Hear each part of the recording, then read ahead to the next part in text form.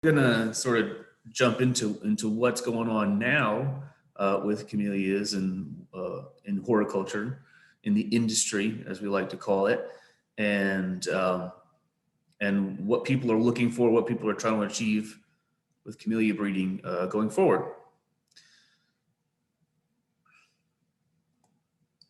So you may not know Camellia, the genus, is native to Asia. China, Japan, and Korea, and a few other places.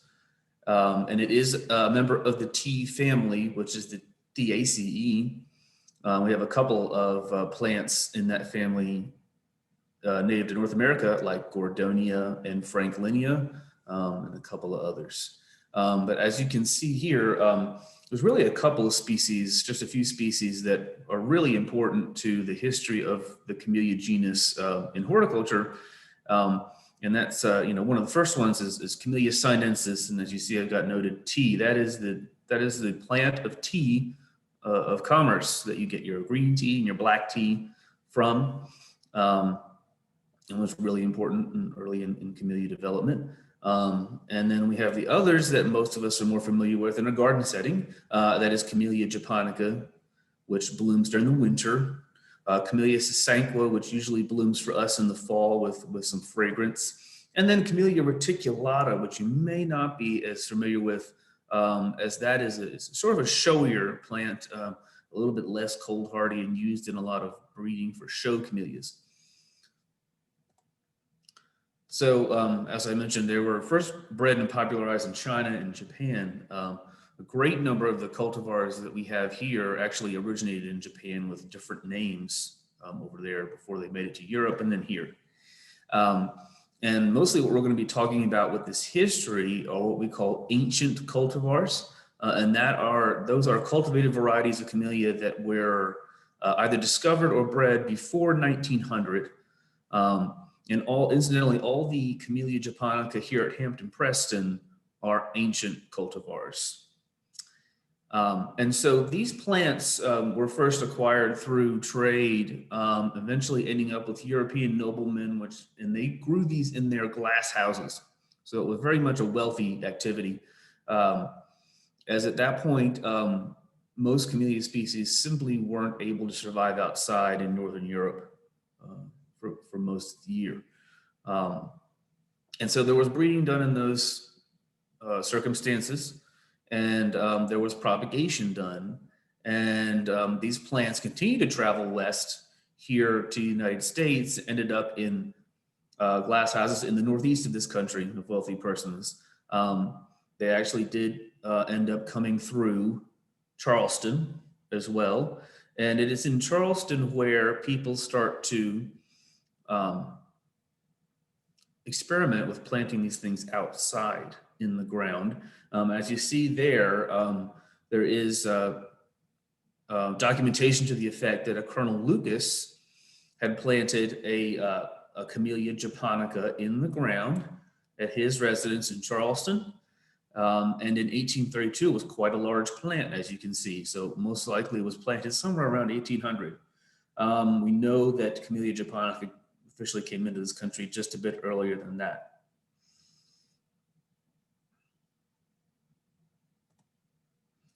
And here's a really interesting reference to camellias that relates directly to the Midlands of South Carolina. Some of you may be familiar with Palmeria Nurseries, which was located in what is now the town of Palmeria in Newberry County. This was a massive nursery that had in this 1861 catalog, it was 19 pages at least of plants. They had edible plants and ornamental plants. And as you can see here, the very top image and the one all the way to the right are 54 cultivars of Camellia Japonica, which is really pretty impressive for 1861 because the plants haven't been here that long at that point. And then as you see in the very center here, we have Camellia sinensis being offered by the nursery, which is again the tea plant. And back then they had it in a different genus. They had it in Thea. And here you see the cover of the Palmeria Nurseries catalog. which is one of the really excellent resources that I use to populate the grounds of our properties with plants. So here we're going to take a bit of a closer look at the tea camellia.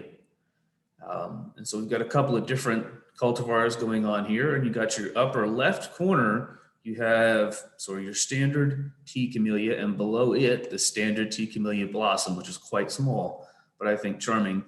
In the center, top center, you have an interesting cultivar of tea camellia that has variegated leaves.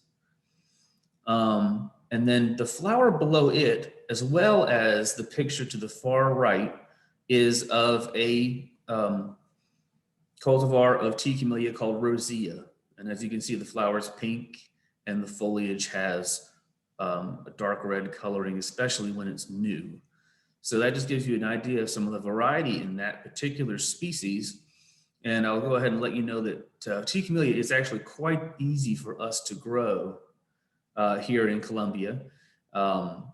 It can be grown in full sun as long as it gets good water, but shade is a little bit easier. But you can effectively grow your own tea right here in Colombia.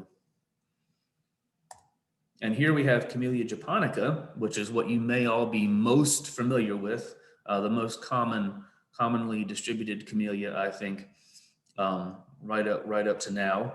And what I've provided here is an interesting juxtaposition. We have an illustrated plate here from 1840 of the variety Alba plena. It's one of the oldest Camellia Japonica cultivars. And then on the right, we have a photo of it growing at Hampton Preston Mansion and Gardens. And we know that this specific cultivar was in fact available to the Hamptons and Prestons when they lived in the home. So it's really interesting to know that you can come and see pretty much exactly the same flowers they may have seen on the grounds. Here we have some selections of Camellia Cesanqua. You may be familiar with the one to the far left, which is sort of a white snowflake look to it and some nice fragrance, one of the older Japanese selections. The other two I have here are a little bit newer. The one in the middle is quite new, the Magic Carpet, and then the one on the far right is not quite as new, but very interesting, blooming throughout the quote-unquote Yuletide or holiday season. Camellia Cesanqua is pretty easy to distinguish, I think, from Japonica, as Camellia Cesanqua has much smaller leaves in general. And then again, the bloom time is usually centered around the fall. And here we have the less common species that you might see if you happen to attend any camellia shows, and that is Camellia Reticulata. A little bit less cold hardy than the others, but does decently well here in the Midlands of South Carolina. Flowers usually quite large and ruffled.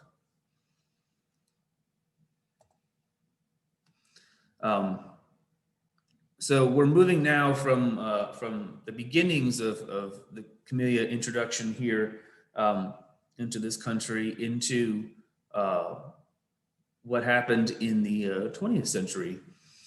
And I've got a sort of a long section here for you to look at of some information we used actually on one of our wayside signs at the Siebel's house. And you can see that it speaks about some of the original owners of the Siebel's house and the camellias they had there. And what was really interesting is that we acquired a number of the yearbooks from the American Camellia Society, which they started publishing in the mid-20th century. And as it turns out, as you can see, the son of John and Bertha Calder was actually the president from 51 to 54. And his property was over in the Heathwood section of town. And you may be familiar with that modern house with the big windows there on Divine Street. And his property is just behind that. And as it turns out, some of his original plants do survive, as do, of course, original plants survive at Siebel's house. And here is Calder Seedless. This is photo in the 1954 American Camellia Society yearbook. So this was a really active area at that time for camellia growing, camellia showing.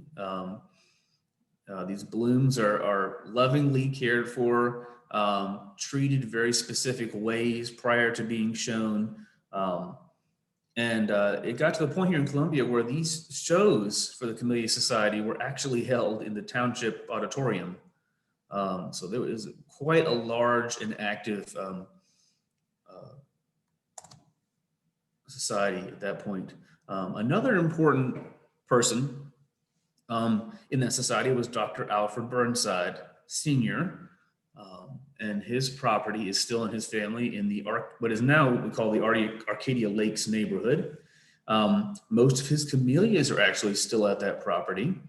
And you may have seen his most popular contribution to the camellia world, I guess you could say. It's called Dr. Burnside, as is common for a lot of hybridizers to name their creations either after themselves or their wives or other people who are special to them.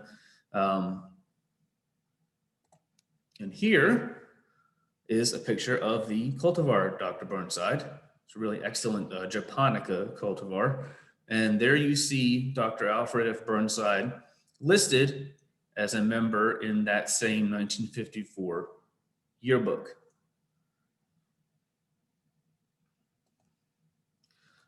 And so, as I said, this was a very, very large active group in the mid-20th century. But as we move forward into the 70s and 80s, things slowed down a lot.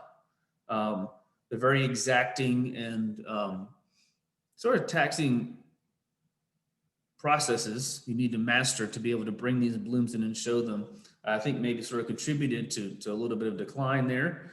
But as you can see, we still have a MidCarolina Camellia Society, and they do, of course, during times of not COVID, have excellent shows that they put on in both the fall and in the winter, sort of centered around the Cesanqua and then around the Japonica and Reticulata selections. And you can see here in the center picture is one of their past shows at the Lurie Center, and that's really just a section of what is available to see and be judged. And it is really overwhelming and impressive what dedication these people have for these plants and the beautiful blooms that they produce. And on the right there, you see a meeting of the society, standard meeting where they often bring in blooms and have discussions about camellia culture.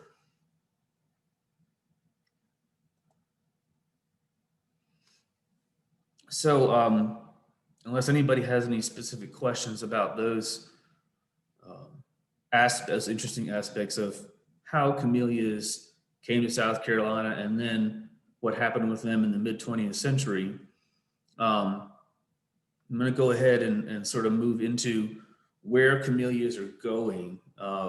At this point, things are changing a little bit. Whereas in the mid-20th century, people were very much interested in the potential of a single camellia blossom and how perfect you might be able to grow it. We're moving forward into a place where camellias are being bred and promoted as landscape plants, more as a whole plant, taking into consideration how the foliage looks.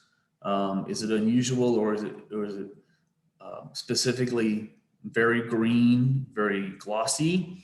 How do these plants hold up to really difficult soil, as you'll find in a lot of sort of new construction sites and even municipal plantings? And as it turns out, there's a number of different camellia species that have now been sort of collected from Asia, from both the wild and from cultivated populations in Asia. You can see there, I've referenced one called C. X. Himalis, and that's actually a cross of Camellia Cesanqua and Camellia Japonica that is used itself to hybridize with other species to give us really amazing new hardy plants. One of the pioneers in this new direction for camellias was William Ackerman, who just sort of recently passed away, was a plant scientist and became very interested in, firstly, trying to get scent into winter blooming camellias. The Camellia Japonicas that usually bloom in the winter almost never have any scent, but he really wanted to achieve that, so he used a species called Camellia luchensis to make a couple of hybrids that are actually still for sale. If you can find them, fragrant pink there, cinnamon Cindy and cinnamon sensation, obviously sort of referencing the fact that they have spicy fragrance to their blooms right in the middle of winter. So those are still sold, but really his biggest impact, I think, came from trying to increase cold hardiness. Here in Colombia, we don't necessarily worry about that too much because we're right in the middle of the Camellia belt, extending here through the sort of middle and lower south.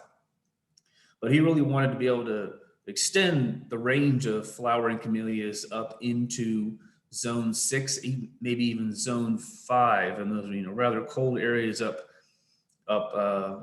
closer to Pennsylvania, even New York. And there you see a list of some of his cold hardy camellia crosses using a species called Camellia oleifera, which is an interesting species. In China, they harvest the seeds of this plant and press the oil from them there, and that's why it's called Camellia oleifera. But as it turns out, it's quite cold hardy as well. And so here you see up in the upper left corner, I guess what you might call the straight species of Camellia oleifera as you might find it in China in the wild.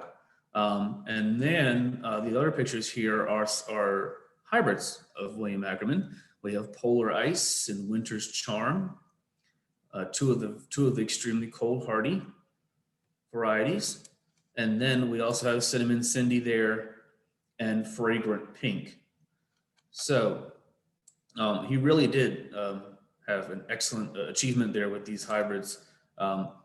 And his work, along with some other people, have really inspired a lot of movement towards landscape camellias.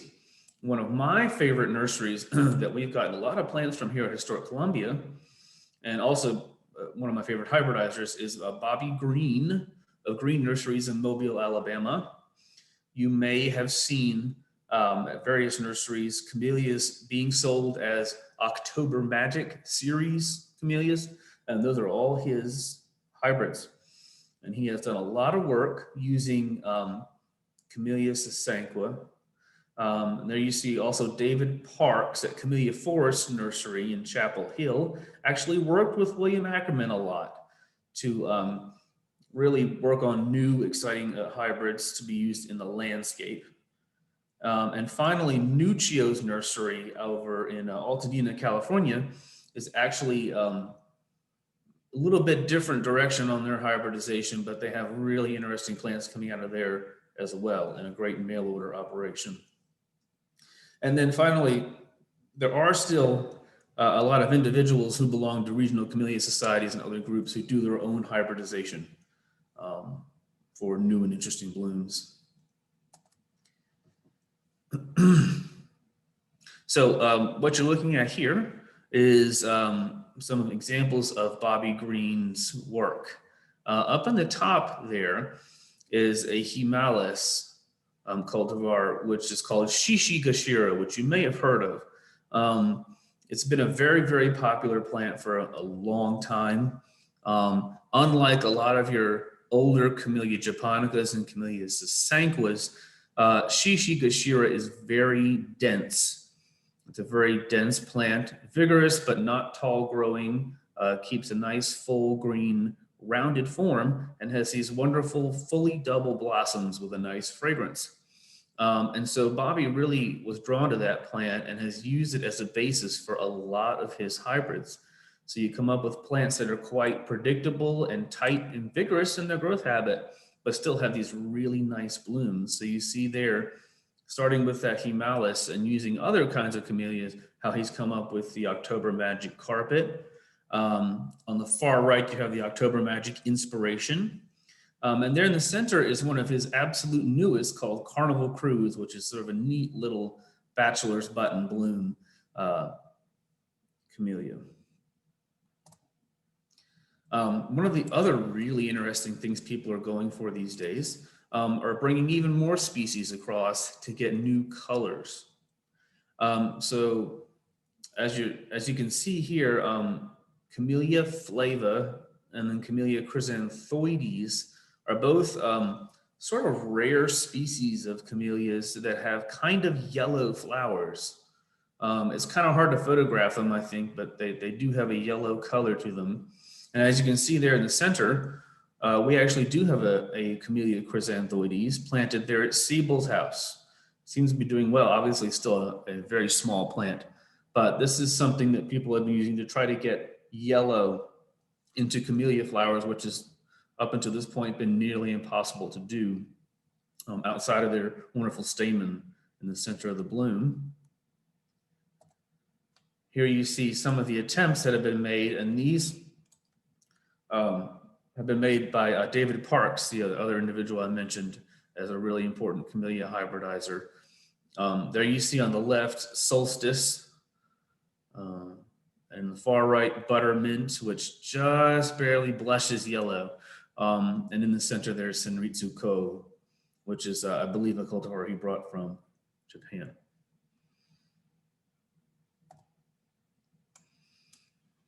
So, as I've been mentioning a bit throughout the information here, there's a couple of places I really look to and I'd like to tell people about as far as resources for information and for plants.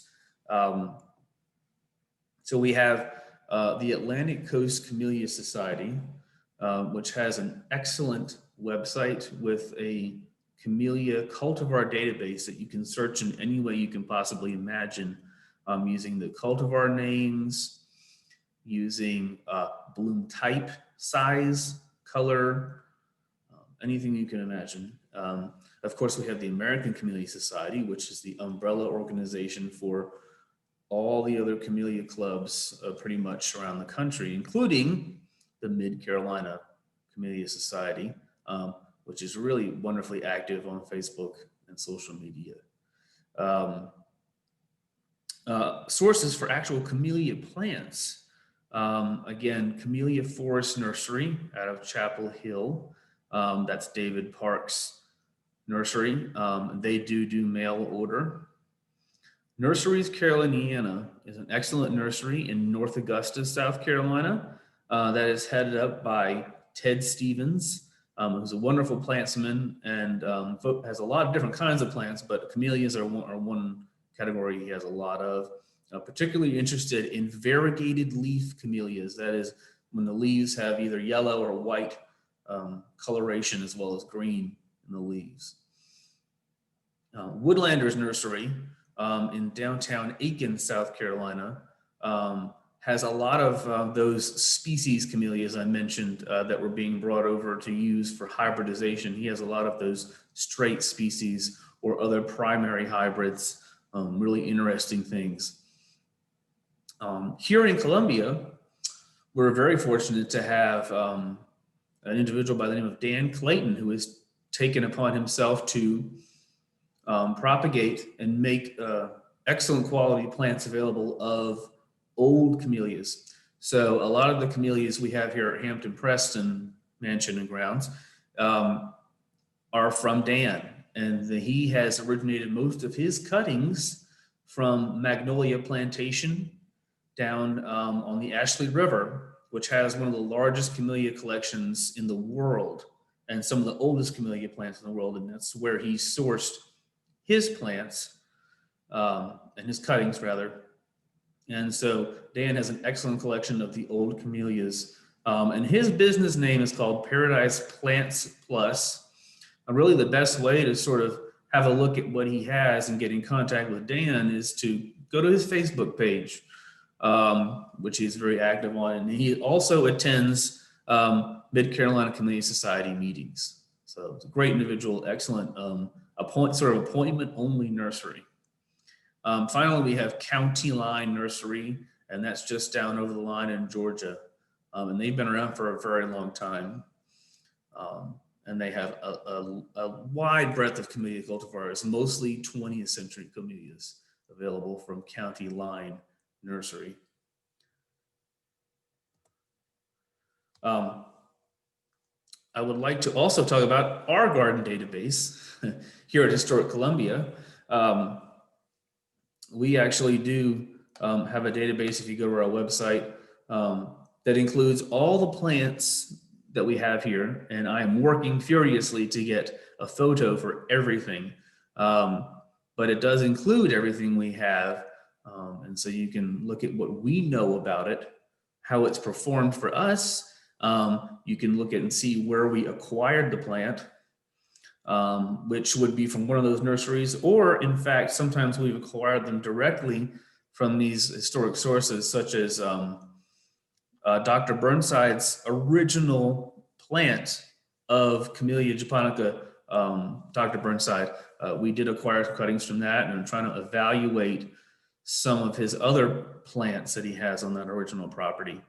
So we do reach out to people on that basis, and we include that information in our database.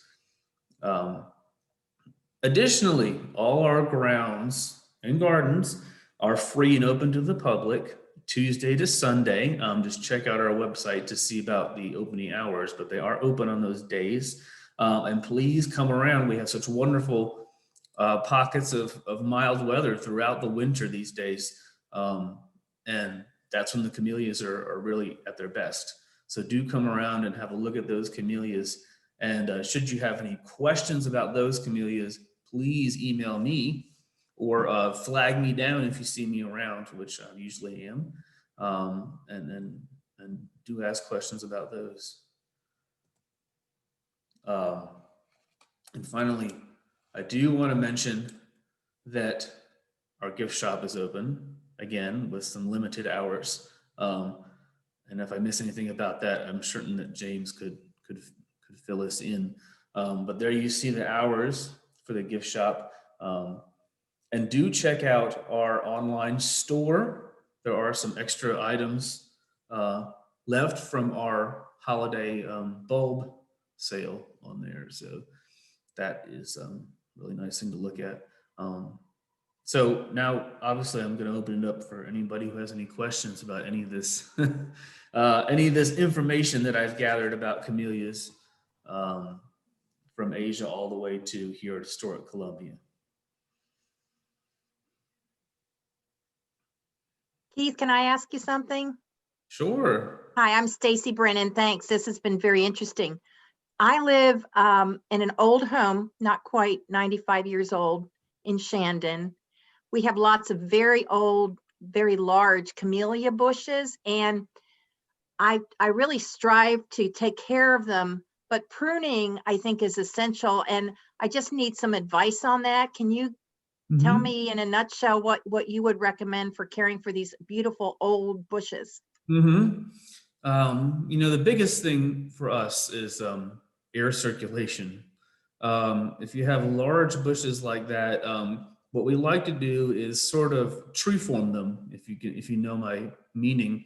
That is, it's usually better to maintain them as a small tree rather than a mounded shrub. So if you allow them to grow up into a small tree and then take off any foliage or branches on the bottom, 1/2 to 2/3 of the plant, that really helps the air circulate around and keep foliar diseases like insects, scale, or fungus, really keeps it down if you allow the air to circulate around the foliage. Of course, there's sprays you can get. There are a number of people who do offer services for that. We don't use that here at Historic Columbia. We just let them do as they will after we do the pruning. That said, there is a really big scale as to what plants will tolerate disease and pest pressure. There are some cultivars that simply always have scale, and there's almost nothing you can do, just because they seem to be more susceptible, and we don't know why. And then some that almost never show it. So as far as old cultivars, that's sort of the deal. A lot of the newer ones I was talking about have been bred to resist most of that. But on the older ones, you do have to kind of help them out a little bit.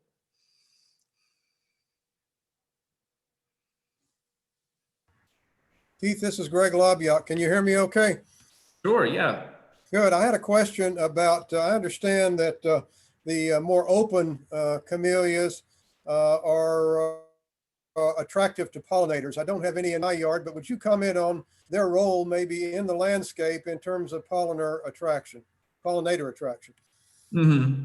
So obviously, if the cultivar has a double flower, or some of those forms called peony or formal double, their reproductive parts are almost non-existent. There's no stamen. So those are of limited use as far as pollinators are concerned. But if they do have an open flower that has a lot of really nice stamen and everything's accessible to the pollinators, I have seen those literally weighed down with honeybees, because a lot of the different honeybee types that you can have here in South Carolina are active on warm days in the winter, which is of course what you would have to be able to take advantage of those flowers, at least on the Japonicas. Some of the Cesanquas are active obviously earlier in the fall, so they're going to cross over with your other fall blooming plants like goldenrod and mums and things like that. So any insects that are active on those plants will also benefit from Camellia Cesanqua flowers. Thanks.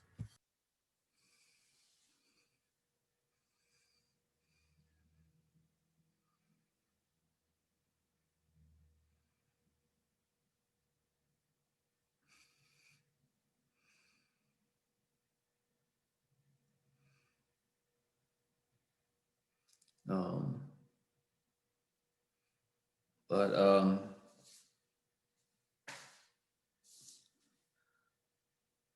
I think, is that all the questions we have, maybe? Keith, I do have one other question. I have a camellia that I want to move, and I wondered if it's too late in the season to do some root pruning to move it in the spring. Okay. Do you know what species it is? I do not know. Is it blooming right now? It is not, no, and it has not bloomed for several years. That's one of the reasons I want to move it. It's in a very confined location, and Okay. the leaves look fine, but it never flowers. Okay. How long has it been in the ground? For about 8 years now. It's a little over 6 feet. Okay. So camellias generally really resent being transplanted.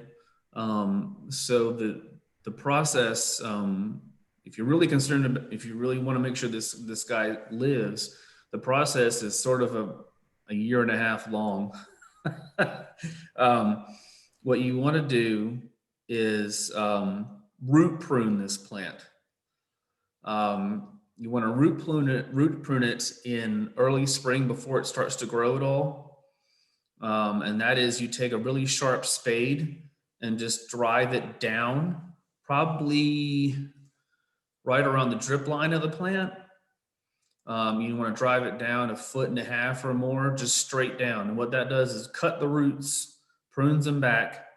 And what you're doing is preparing the plant to be transplanted. You're causing it to make new roots closer in throughout that next year. So if you root prune it this spring really well, you should be able to move it next, late fall, winter. You should be able to get it up and move it, providing it, a lot of extra irrigation support the following season. But I always do recommend the root pruning method if you feel like you have the time to do that. It really does help ensure that the plant will survive.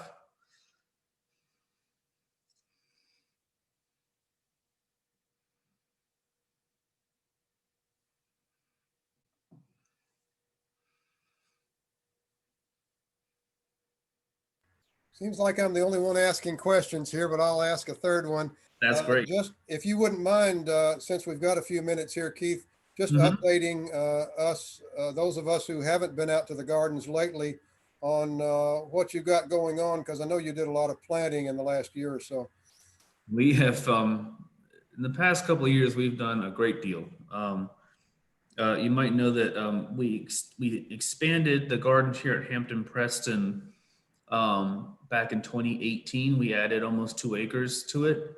And then this past winter, going into the summer, we renovated 2 of the gardens at the Robert Mills house. Those 2 gardens did not include camellias because that site is being rolled over to native plants. But here at Hampton Preston, in that large expansion, we added a lot of the ancient classification of Camellia Japonica, which came from Dan Clayton, and those are maturing nicely. They're starting to bloom now. Being Japonicas, they they don't really get going until maybe a month from now, maybe a half month from now.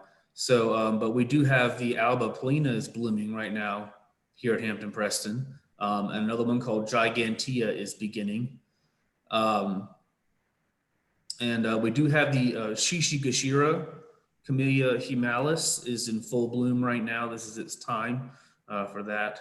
The October Magic Carpet Camellia is blooming right now. The camellias at Siebel's house are just starting to open.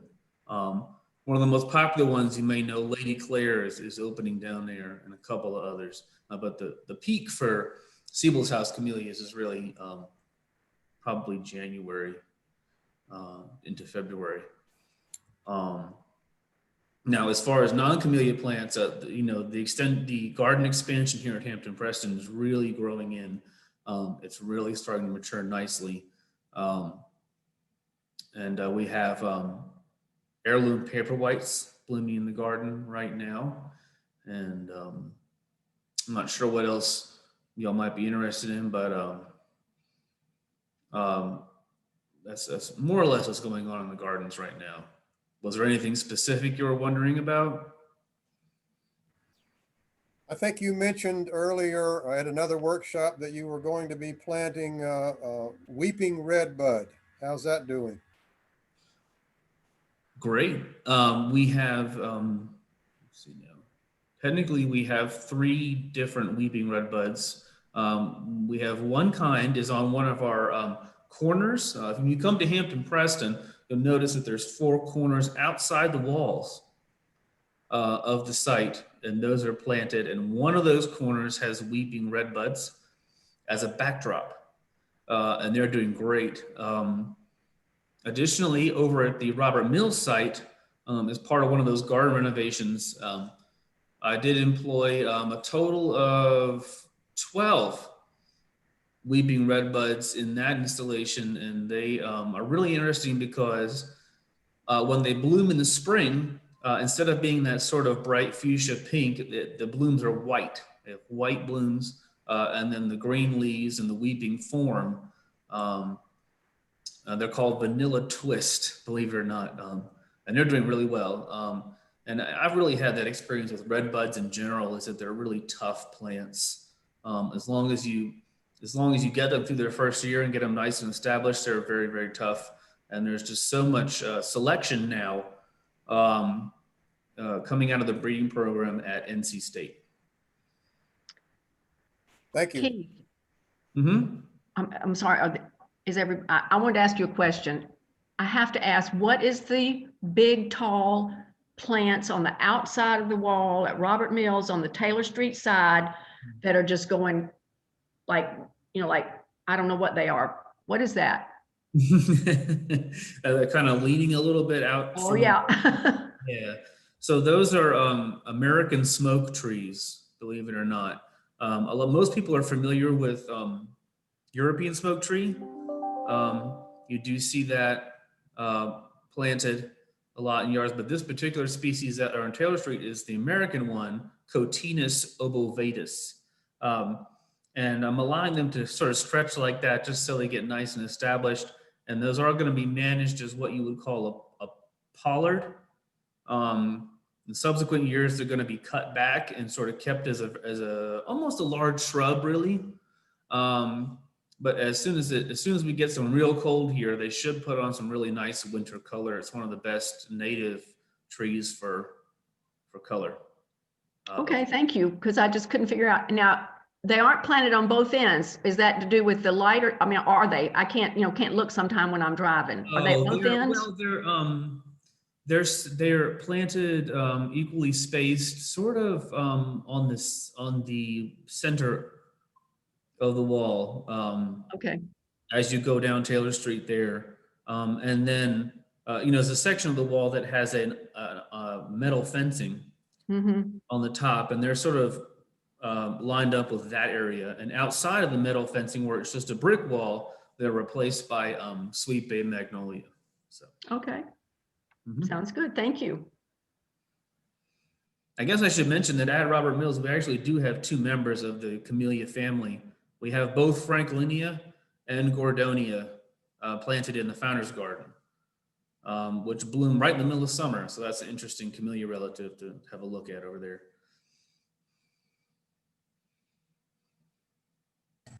Keith, how was the Franklinia doing? Is it tolerating? Oh, it seems to be doing great so far. It had a great season. I think with that plant, a lot of plants you think, well, you get past the first year and you're doing well, and that's almost always the case. But with a plant like Franklinia, you just have to watch it kind of forever, because what gets those is soil. There's a soil fungus that, if it gets out of control, can give them real problems. So it's just something you have to kind of watch. But I did give them a lot of gravel in their soil that I put them in, and they're a little bit higher than you would normally put a plant in the ground. So hopefully they'll be fine. But we're doing well so far.